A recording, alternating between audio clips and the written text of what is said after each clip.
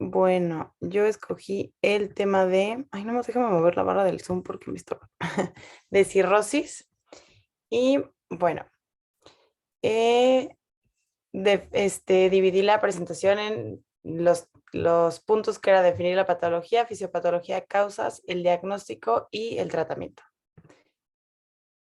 Y bueno, como definición, la cirrosis es una inflamación del hígado que por ciertos, puede ser, o sea, como que tiene ciertos factores que influyen a que se empiece a inflamar el hígado y luego sigue una fibrosis del tejido hepático, donde lo que pasa es que cambia la arquitectura y la estructura normal del hígado y se va reemplazando por nódulos hepáticos que son regenerativos y si no se detiene como factor que genera la inflamación, se llega a la falla hepática.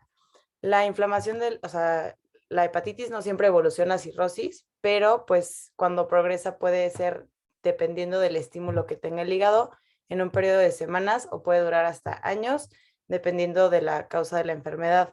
Normalmente son enfermedades hepáticas que evolucionan a fibrosis y hasta después viene la cirrosis.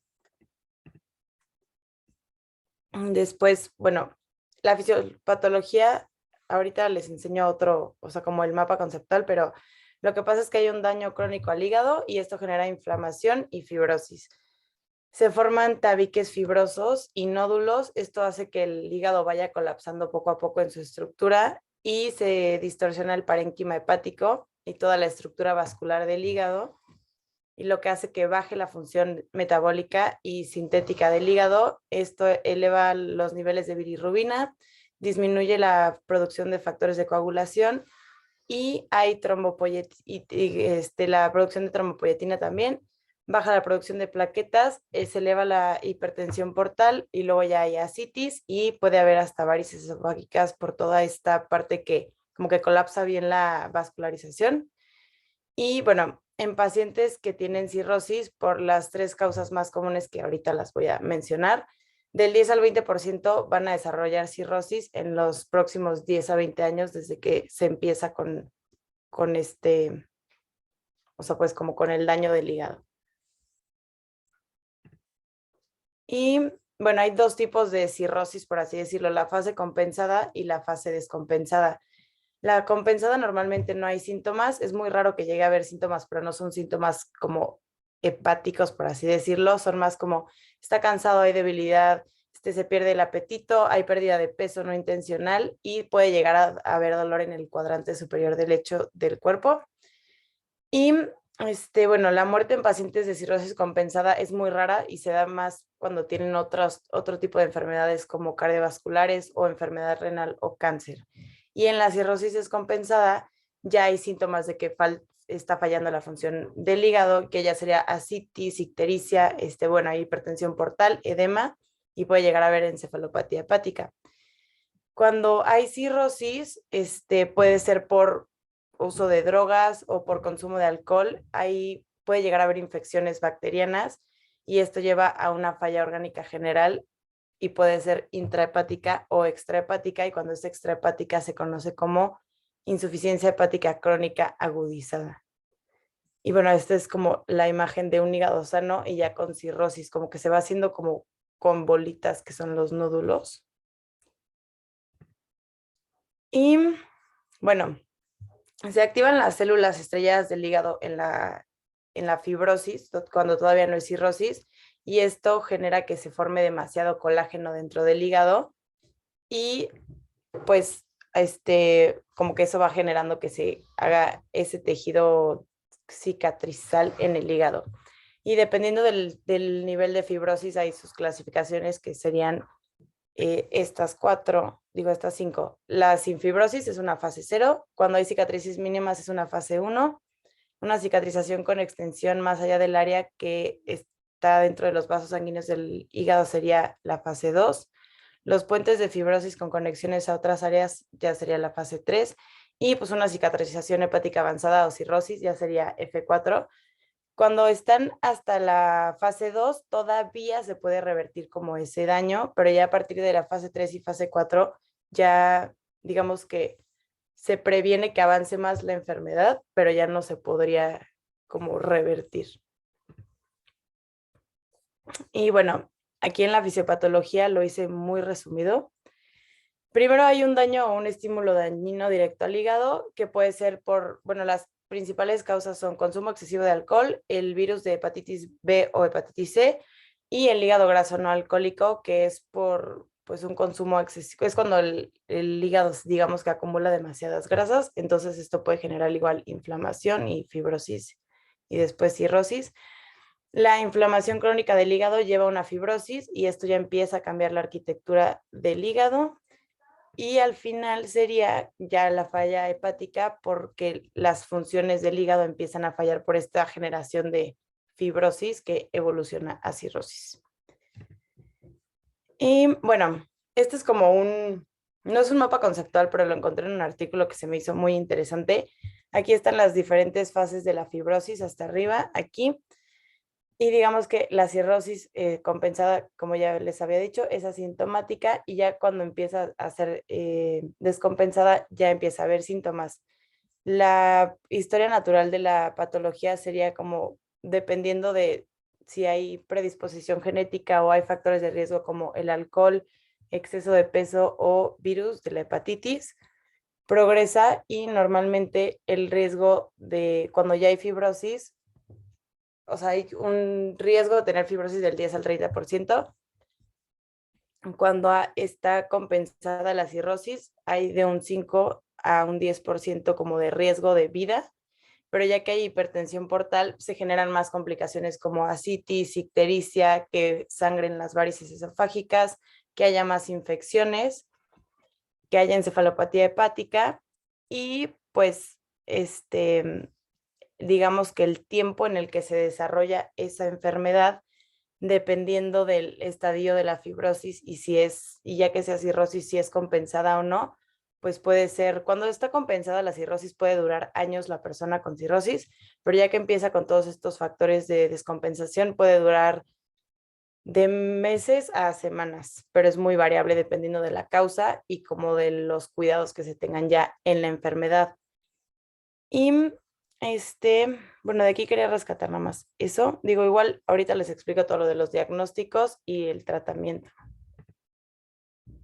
De las principales causas tenemos, bueno, la hepatitis B, hepatitis C, el consumo excesivo de alcohol y el hígado graso no alcohólico, pero hay, o sea, virales hay diferentes. También está la hepatitis D, que es normalmente, o sea, como que primero está la hepatitis B y después se complica y hay como otra infección, el consumo excesivo de alcohol y hay causas metabólicas y genéticas como el hígado graso no alcohólico, enfermedad de Wilson, la hemocromatosis, que es una enfermedad genética donde se acumula hierro en el organismo, la desidiancia del alfa-1 antitripsina, que también es una enfermedad genética, fibrosis quística y la colestasis intrahepática familiar progresiva, esto también es genética y pues es como ya algo que viene en la carga genética de las personas.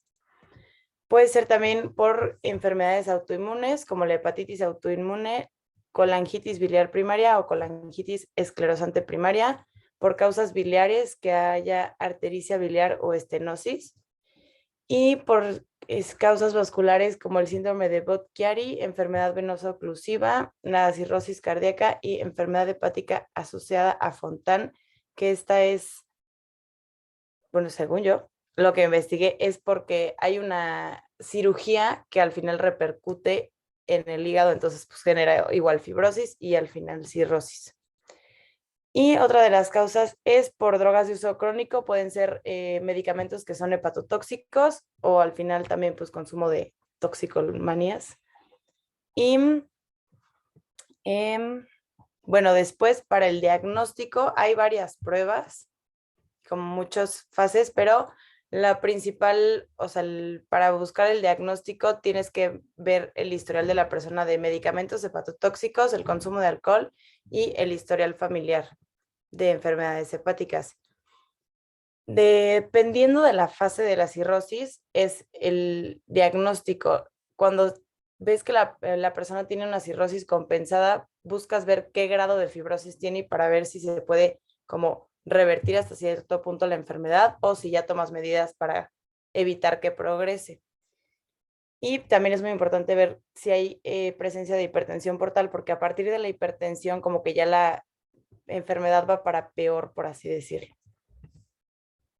Y bueno, dentro del examen físico que haces cuando evalúas al paciente, tienes que ver si ha habido pérdida de masa muscular, asterixis, si hay confusión o si está muy disperso, si tiene aliento dulce por acumulación de sulfuro de dimetilo, es el hedor hepático creo que se llama, si hay ictericia, si hay estas nebus de araña, son como unas tipo varices que se le hacen a las personas, si hay ginecomastia, ascitis, la cabeza de medusa son cuando las venas del epigastrio como que se inflaman y se ve mucho en la panza. No quise poner fotos porque está un poco agresivo, pero que haya como que crezca el hígado que esté agrandado, que haya presencia de hemorroides, esplenomegalia, que haya contractura de Dupuytren en manos y uñas, que esto es como, o sea, como que las manos se hacen extrañas, que haya eritema palmar, que es que se pongan muy rojitas las palmas de las manos, que las uñas estén como crecidas pero muy frágiles, que haya atrofia testicular, eritema distal, edema o petequias. Estos son como los síntomas físicos más evidentes. Para los bioquímicos, pues en pacientes con cirrosis compensada puede salir normal el bioquímico porque pues, el grado de la enfermedad no ha sido, o sea, bueno, no está tan avanzado, pero hay que ponerle atención o como empezar a considerar la falla hepática cuando la albúmina esté menor a 3.5 gramos sobre decilitro, cuando el conteo total de plaquetas esté menor a 160, cuando las pruebas de función hepática estén mayores a 1, cuando haya bilirrubinas elevadas, un tiempo de protrombina elevado y el INR elevado, que es un radio entre el tiempo de protrombina y no me acuerdo qué, pero es como un indicador. En pacientes que tienen, o sea, resultados positivos a una función hepática disminuida o diferente, se recomienda hacer serologías de hepatitis virales, ferritina, transferrina, una ultrasonografía abdominal, que es como un ultrasonido del hígado, un hemograma completo y pruebas de función hepática completas, que ya serían como más desglosadas. Y pues los básicos de siempre, que sería biometría, las pruebas de función hepática, albúmina, fosfatasa alcalina, la gamma glutamiltransferasa, que al final pues, también es prueba de función hepática, el tiempo de protrombina y las bilirrubinas totales. Bueno, la prueba de función hepática, o más bien para ver cómo está el hígado, que es el gold standard, es la biopsia hepática, porque aunque tiene margen de error, es la única que te va a determinar al 100% cuál es el estadio de la fibrosis del hígado. Cuando los laboratorios no son concluyentes o los ultrasonidos tampoco salen tan claros, se recomienda hacer biopsia hepática, pero también ya hay pruebas que son no tan invasivas como la biopsia, que son el índice de proporción de ASTS con plaquetas, la fibrosis 4 index y el non-alcoholic fatty liver disease fibrosis score. Estos tres son como pruebas que, bueno, no pruebas, o sea, son como ya el software que está en internet, que pones los valores de bioquímicos, se ha perdido peso, la edad y todo eso, y ya te dice como el posible grado de la enfermedad. En la elastografía transitoria te dice, o sea, como en resumidas cuentas, qué tan rígido está el hígado, porque mide los kilopascales. Y bueno, la ultrasonografía es igual un tipo de ultrasonido. Y bueno, la ultrasonografía estándar es útil para diagnosticar cirrosis, pero pues también te ayuda a ver complicaciones por la cirrosis como esplenomegalia, hipertensión portal, ascitis, si llega a haber carcinoma hepatocelular y algunas comorbilidades por la enfermedad.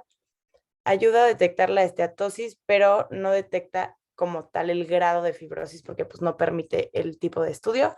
Y la elastografía transitoria es una que se une se llama FibroScan el aparato y pues, esta es la que determina la rigidez del hígado en kilopascales porque mide como la velocidad de onda que manda la maquinita para ver qué tan rápido se propagan por el hígado y así ver pues qué tan rígido está el tejido.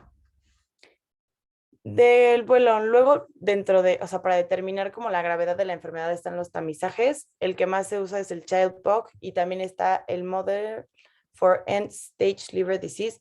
Ese nos acaban de decir en el hospital que el modelo este no se utiliza tanto, aquí se usa más el Child-Pugh, pero pues como que determinas qué tan crítico está el paciente. En un Child-Pugh B sería de 7 a 9 puntos, ya hay una descompensación hepática temprana, o sea, es como muy buen momento para ponerse a, pues a tratar de evitar que progrese más esta enfermedad.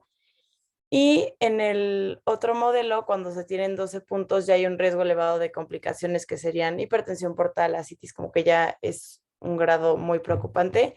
Y aquí les puse un ejemplo del Child-Pugh. Mide si hay presencia de encefalopatía, de ascitis, los niveles de bilirrubina, de albúmina y el tiempo de protrombina. Y pues hasta acá abajo ya dice como el estadio de la enfermedad. Hay 3 estadios, que es como el más leve, es el estadio A, y luego el B está moderado a grave y ya el último pues ya es muy grave. Y bueno, el tratamiento, lo que busca el tratamiento dependiendo de si es cirrosis compensada o descompensada, pero al final es evitar que progrese más o que empeore más la enfermedad y prevenir o retrasar lo más posible la muerte del paciente. Dentro del tratamiento nutricional, es muy frecuente que cuando el paciente tiene esta enfermedad, o sea, hepatitis, cirrosis o cualquier cosa del hígado, este, necesita, bueno, hay mucha desnutrición en estos pacientes, porque pues dejan de comer por la inflamación y todo eso. Entonces, pues cuando hay malnutrición se complica todavía más la situación del paciente. Entonces, hay complicaciones como pueden ser infecciones, encefalopatía hepática y ascitis. De hecho, la malnutrición pasa en el 20 a 50% de los pacientes y a veces puede ser no evidente. Por ejemplo, si es hígado graso no alcohólico, pues no lo ves desnutrido como tal, pero puede haber presencia de desnutrición. Y cuando un paciente tiene cirrosis, sobre todo descompensada, hay que evaluar el IMC y que, o sea, bueno, que el IMC sea menor a 18.5 y que un Child-Pugh sea estadio C. Esto ya te indica que tiene desnutrición. Y pues para evaluarlo mejor hay que ver la masa muscular, hay que hacer tamizajes y hay que tener una ingesta dietética detallada para ver realmente cuánto está consumiendo y cuánto tiempo lleva como consumiendo eso para ver cuál es el grado de su malnutrición. Aquí, bueno, lo que mide sobre todo como el diagnóstico nutricional es que muchos pacientes empiezan a tener sarcopenia también. Entonces, digamos que está este assessment para ver, por ejemplo, si es una cirrosis avanzada y haces el tamizaje de Child-Pugh. Si sale Child C, es un paciente que está en alto riesgo, entonces puede ser que ya tenga sarcopenia, se necesita hacer una evaluación nutrimental muy detallada para determinar si tiene malnutrición, si ya tiene sarcopenia o si está bien. Igual, si el grado del Child-Pugh es A o B, te vas al índice de masa corporal para determinar si tiene menos de 18.5, que ya igual estaría en alto riesgo, o si está dentro de lo normal, o si está sobrepasado y igual ya es un grado de obesidad que puede complicar todo por hígado graso no alcohólico e igual. Y pues mides aquí si está en alto riesgo, moderado o bajo y dependiendo de la situación, pero puede ser que lo revises hasta dentro de un año como de sigue estas recomendaciones y puedes seguir con tu vida. O si ya tienes que hacer más como tests para ver si tienes sarcopenia, ya le harías un DEXA o otros tipos de medidas para ver pues cómo lo vas a tratar y cómo vas a abordar al paciente. Dentro del tratamiento nutricional también, pues hay una reducción del cociente respiratorio donde el metabolismo cambia la fuente principal de carbohidratos por ácidos grasos. Entonces, digamos que entra en una mini cetosis y esto hace que se acabe sus reservas de grasa, lo que también le genera pues más desnutrición y es más propenso a sarcopenia. Y bueno, esto se agrava porque hay una ingesta deficiente de macronutrientes, hay disgeusia, anorexia, puede haber enfermedades crónicas y la hipertensión portal. Entonces, todo esto contribuye a que haya una baja función del sistema digestivo, baja la absorción de nutrientes y se elevan las pérdidas de proteínas. Para sacar como el gasto energético total de los pacientes con cirrosis, se calcula el gasto energético basal, el efecto térmico de los alimentos y el factor de estrés de la enfermedad, dependiendo del estadio, si es compensada o descompensada. Pero se recomienda no dar en cualquier paciente con enfermedad hepática, no dar menos de 35 kilocalorías por kilogramo de peso cuando no tienen obesidad. Y la proteína se recomienda dar de 1.2 a 1.5 gramos por kilogramo para prevenir la pérdida de masa muscular y revertir la pérdida en pacientes con sarcopenia. Cuando están muy graves en cuanto a sarcopenia, se puede llegar a dar hasta 1.8 gramos por kilogramo de peso de proteína. Y bueno, hay estrategias para aumentar la masa muscular en pacientes con cirrosis, que pues es manipulación dietética, elevar la actividad física, hay terapias de sustitución hormonal y también disminuir el amonio de la dieta.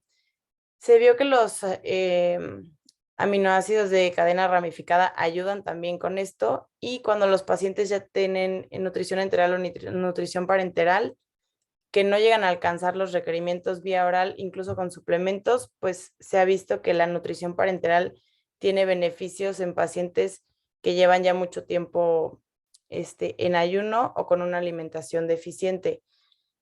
En cuanto al ejercicio y la actividad física, o sea, pues estimulan el mantenimiento y el aumento de la masa muscular. Se vio que el aeróbico mejora la función del músculo esquelético y la fuerza promueve el aumento de masa muscular, pero hay que evaluar mucho en qué pacientes se recomienda qué tanta actividad física, porque pues como con el ejercicio se eleva el amonio muscular y pacientes que lleguen a tener hipertensión portal, o sea, hay que evaluar mucho, o sea, no siempre es como muy buena decisión ponerlos a hacer ejercicio, varía mucho del estadio y pues de cómo estén manejando la enfermedad. En cuanto a pacientes con hígado graso no alcohólico, pues la mayoría tienen obesidad y cuando hay obesidad es muy probable, bueno, el 35% de los pacientes tienen riesgo a que se agrave la enfermedad, sobre todo si han aumentado más del 5% de su peso en un año. Hay que disminuir del 5 al 10% del peso total en pacientes que tienen cirrosis con obesidad cuando el índice de masa corporal es mayor a 30. Se recomienda una dieta hipocalórica moderada, que es quitando de 500 a 800 calorías, con un consumo de proteína de más del 1.5 gramos por kilogramo, porque al final pues, no puede ser una restricción tan grave porque como ya es un paciente que el estrés de la enfermedad le genera ya como una elevación de su gasto, tampoco lo quieres desnutrir por la dieta. Y se recomienda suplementar vitaminas y minerales si llega a haber deficiencias. Cuando la vitamina D esté menor a 20 miligramos, se recomienda suplementar también. Y en pacientes que tienen ascitis y restricción de sodio, se recomiendan solo 2 gramos de sodio al día. Y bueno, cuando el paciente llegue a tener encefalopatía hepática, esta es más frecuente ya en pacientes que están muy malnutridos. Y ya que o sea, hay una relación inversa entre la masa muscular y los niveles de amonio en sangre, se deben evitar periodos largos de ayuno y evitar la restricción proteica, digo proteica, porque antes se creía que ayudaba, pero ya se ha visto que no, que al contrario. Solo cuando hay coma se disminuye el consumo de proteína, pero bueno, igual dependiendo del grado de encefalopatía, pero normalmente se recomienda no bajar el consumo proteico, que sean comidas pequeñas pero seguidas, o sea que no haya muchos periodos de ayuno. Y igual la suplementación con BCAAs ayuda a la función neurosimpática para alcanzar el consumo adecuado de nitrógeno. Y en pacientes que ya tienen un grado 3 o 4 de encefalopatía que no pueden comer por sí solos, se aplica sonda nasogástrica o pues dependiendo, igual puede ser parenteral. En cuanto al tratamiento farmacológico, pues dependiendo, si hay varices esofágicas, se utilizan betabloqueadores como nadolol, propanolol y carvedilol porque reducen el riesgo de ascitis. Se utilizan analgésicos como el paracetamol hasta 2 gramos al día. Se deben evitar AINES sobre todo en pacientes con cirrosis descompensada porque pueden generar una lesión renal aguda. Y bueno, el trasplante de hígado es el tratamiento definitivo para pacientes que tienen cirrosis descompensada con un tamizaje que no era el Child Book, cuando tiene 15 puntos o más, pero igual ser candidato al trasplante pues es complicado porque pues depende de qué generó la enfermedad, de si se está cuidando, de si no, son muchos factores, pero pues al final digamos que cuando la enfermedad ya está muy avanzada, el tratamiento que va a funcionar, y tal vez no, pero como el que más funcionaría sería el trasplante de hígado. Cuando hay hígado graso no alcohólico, y la pérdida de peso no se ha logrado por X razón, hay que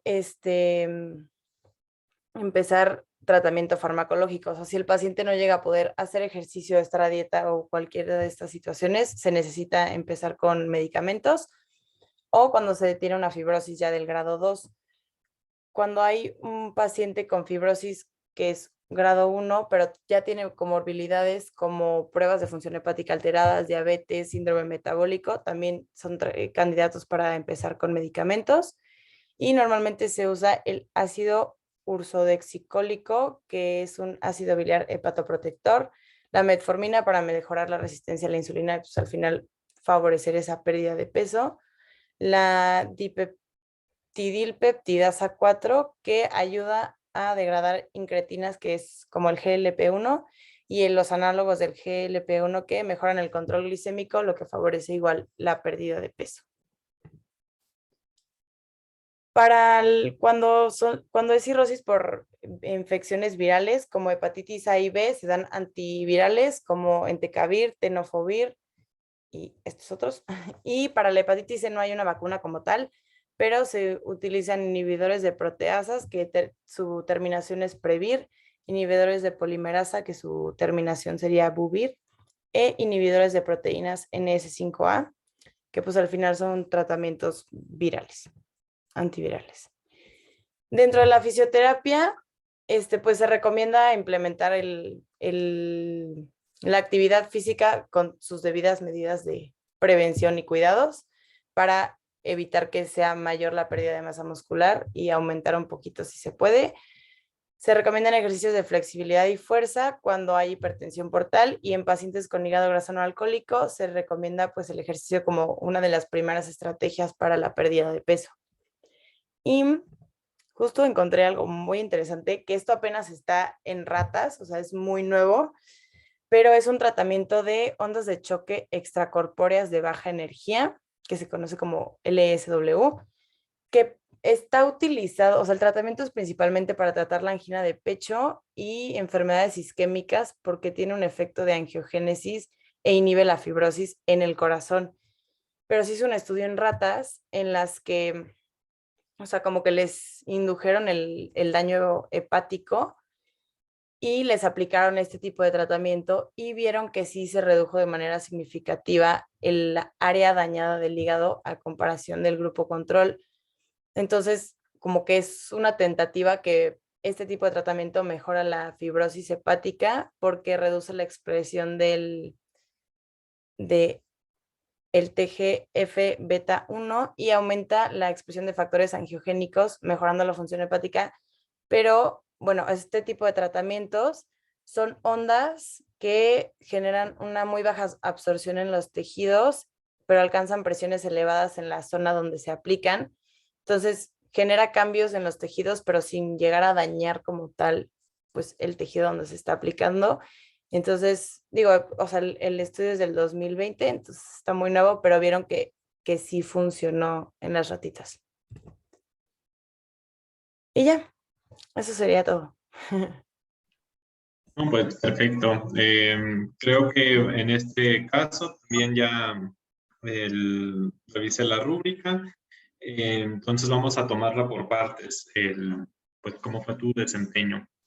Mostraste muy buena calidad en cuanto a la descripción de la enfermedad, y como mencionaste, pues la cirrosis hepática justamente se relaciona con la disfunción del tejido hepático, o sea, cuando no cubre adecuadamente la función este tejido, y además pues este tejido funcional es prácticamente suplantado por las fibras de colágeno, ¿no?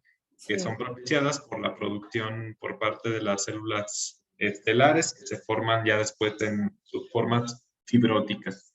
Y cualquiera de estos factores que mencionas, como el hígado graso, las hepatitis virales, una intoxicación por haber tomado alguna sustancia tóxica en el ambiente, algún metal pesado, o inclusive la presencia de suplementos alimenticios, ya sea contaminados o no, como Mm. Herbalife, Ah, puede llevar también a estos cuadros de toxicidad hepática que mm, inflaman, y esa inflamación no controlada lleva a la progresión de la fibrosis y cirrosis.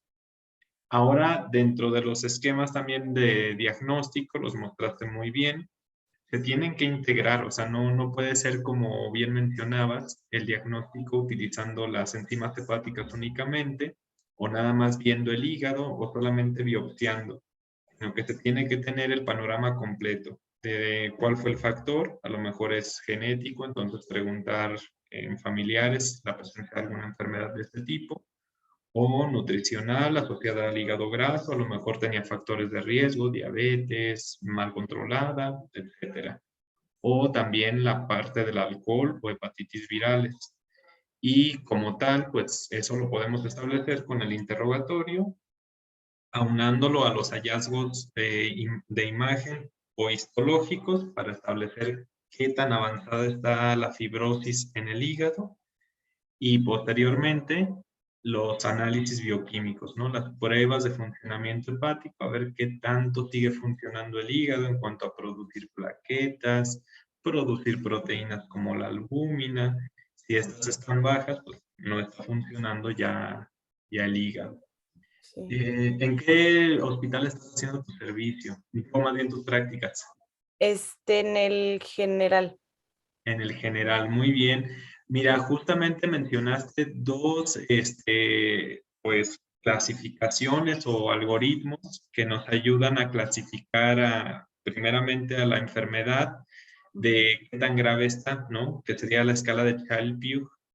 Esta, de hecho, como brevario histórico, antes se tomaba en cuenta una variable que era si el paciente está desnutrido o no.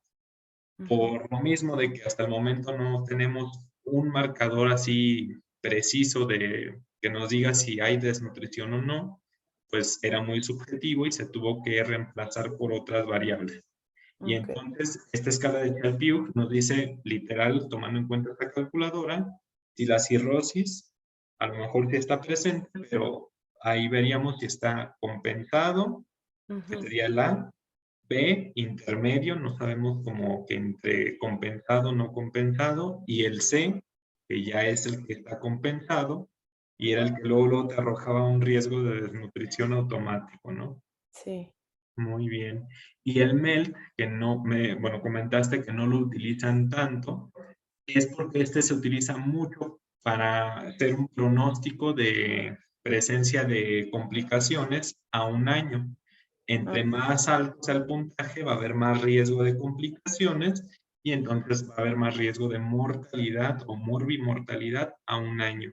Se utiliza principalmente en los centros donde se realizan trasplantes de hígado para priorizar a los pacientitos con mayor puntaje en MELT, pues serían los primeritos que cuando llegue un hígado, pues sería para ellos si cubren las demás condiciones, ¿no? okey. Ujú. Yo creo que aquí en Querétaro no tarda porque ya están empezando a hacer trasplantes hepáticos, entonces yo creo que el MELT sería, pues ahora sí que cosa de todos los días, es un área de oportunidad muy bonita para la nutrición. Sí. Pues ya, para finalizar mis comentarios, que también me encanta este tema, la parte de las proteínas. Como bien mencionas, hay muchos mitos acerca de la alimentación en un paciente con cirrosis, y estos, pues volvemos a lo mismo. La idea es individualizar la dieta del paciente. Por ejemplo, antes se daba de rutina una dieta baja en proteínas. Recientemente se ha visto que no es lo adecuado. Casi siempre tienen un mayor requerimiento proteínico.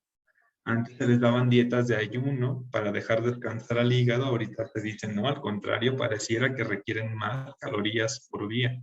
Sí, Y va sí, a depender pues también de qué tan, pues si retiene líquidos, a lo mejor controlamos electrolitos.